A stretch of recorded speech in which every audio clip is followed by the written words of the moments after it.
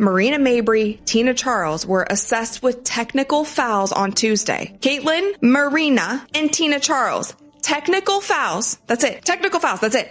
And JC Sheldon was assessed with a flagrant 1 foul, and no players were ejected. The shove looked ordinary. Just another scuffle in a long WNBA summer, until the league's brightest star sprawled across the hardwood and millions of jaws dropped in unison.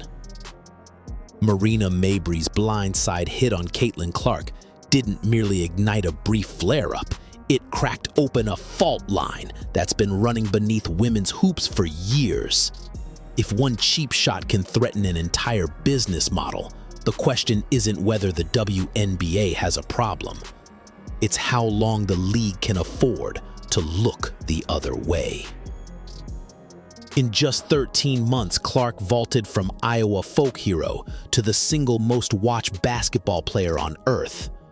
Her first pro road game drew a bigger TV audience than 5 different NBA play-in matchups. And internal league data shows national numbers plunge more than 50% whenever she sits with injuries. Mabrey came in looking for violence. Marina Mabrey came up and shoved her to the ground. Caitlin Clark getting knocked down by Marina Mabrey. Marina Mabrey was dirty, is dirty. Marina Mabrey just cleaning out Caitlin Clark. Sponsors have noticed.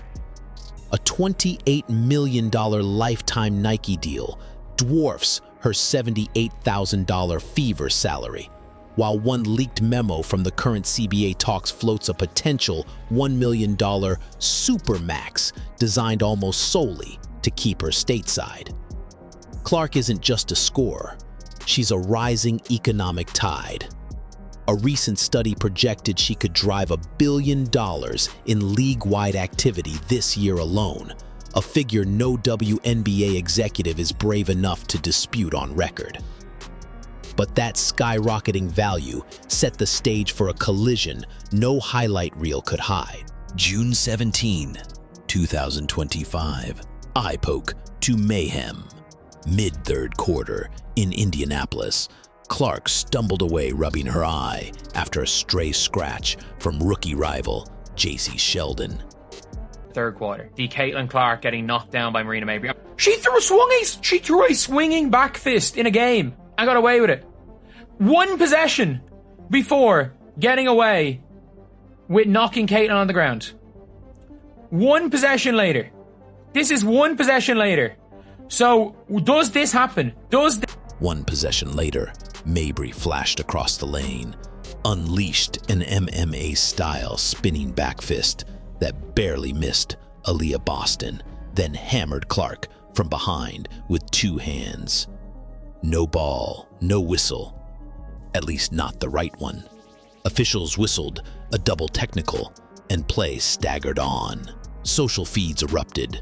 Slow-motion clips racked up 7 million views before midnight. Within 48 hours, the league, prodded by a blistering Associated Press wire note, quietly upgraded Mabrey's tech to a flagrant 2 and fined her the equivalent of 1 week's rookie salary. She never missed a minute in the next game. But the shove was just a symptom. The real illness was about to show itself. If the script feels familiar, Caitlin Clark gets poked in the eye. Marina Mabrey, she just decides to clean Caitlin. That's because we've seen it before. Last season, Kennedy Carter flattened Clark outside the lane. No ejection, no suspension, only a next-day upgrade once outrage overflowed. Coaches privately complain the whistle changes when Clark is the target. Refs swallow it early, then scramble afterward to look impartial.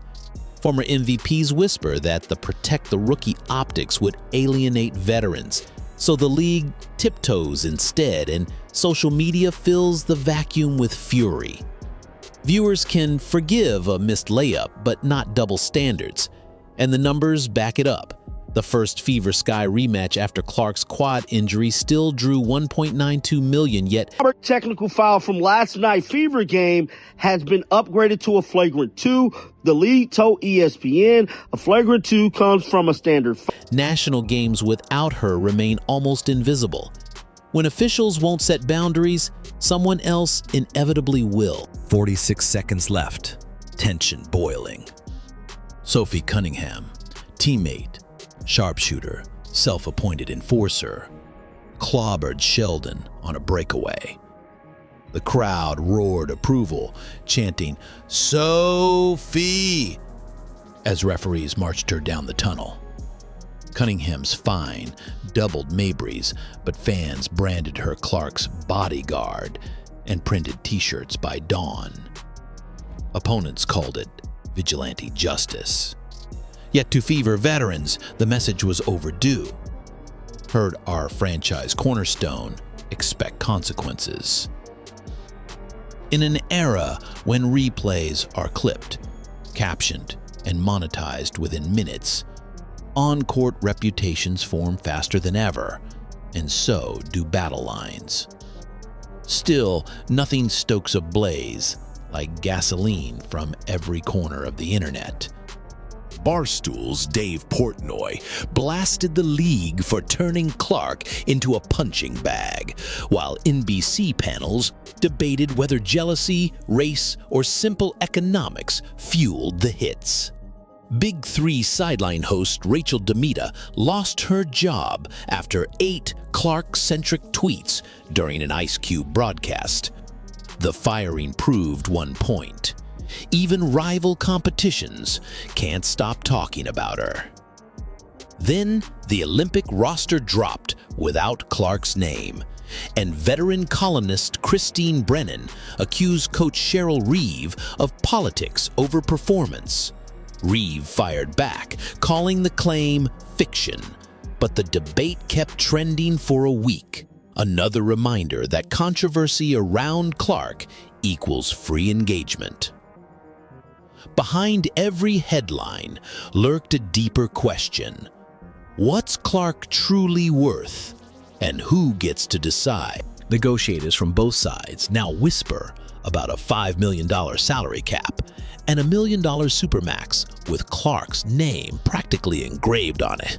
Front office sources admit the math only works if her stardom keeps converting casual viewers into season ticket holders. Meanwhile, off-court risks mount. A man was arrested outside Gainbridge Fieldhouse after attempting to rush team buses.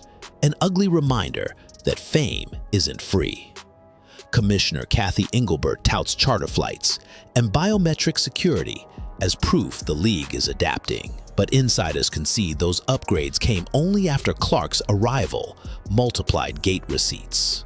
If the next CBA fails, a work stoppage would hit during Clark's prime and wipe out the very windfall owners are counting on. And so, the shove becomes a symbol, a litmus test for how much disruption the WNBA can survive. The fame without Clark, ratings nosedive. With her, arenas sell out in markets that hadn't topped 6K since the Cheryl Miller era. Yet, each unpunished cheap shot chips at credibility. Sponsors writing 7-figure checks want assurance their investment won't limp off the court because officiating standards shifted with the wind. Rumblings of a forthcoming Clark rule that tightens automatic ejections on flagrant contact suggest league brass finally grasped the stakes, at least on paper. But culture is stubborn. Until refs blow the whistle in real time, until fines equal missed games, and until all-star protection stops feeling like favoritism, fans will keep doom-scrolling for the next headline. So where does that leave the most electric player on the planet? And the league riding her wave? Marina Mabrey's shove lasted less than a second. Yet the shock waves keep rippling. Through contract talks, TV deals, locker room code, and social media outrage cycles, the WNBA finds itself caught in a paradox. Desperate for Clark's gravity, yet hesitant to shield her too overtly. Business demands she stay upright. Tradition insists rookies earn respect the hard way. every league eventually faces its defining collision.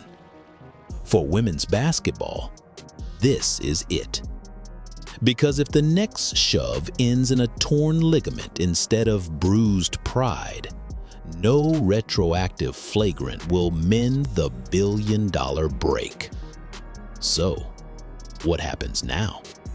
Does the WNBA evolve fast enough to protect the star who's rewriting its future? Or does it cling to old norms until the momentum she built slips away? Comment down below if you believe change has to start with the first whistle, not the press release. And keep watching, because the next chapter of Hoops and Her Story is already loading.